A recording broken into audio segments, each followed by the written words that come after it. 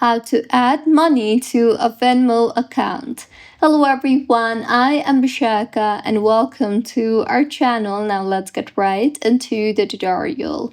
Firstly, open the Venmo application on your device and then tap on the U icon and make sure that you are signed in. Now, tap on the U icon, which is your profile icon, and now you will see the option for add or transfer. Tap on it and then go ahead and tap on the add money option, and you will be asked to enter the amount that you wish to transfer.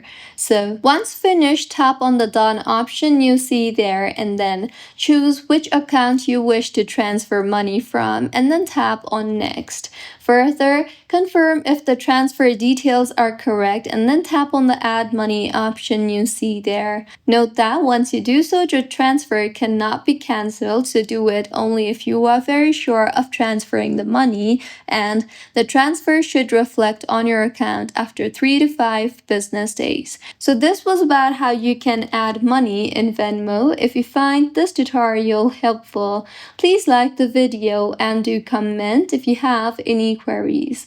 Also, do subscribe to our channel for more helpful tutorials like this. See you on the next one.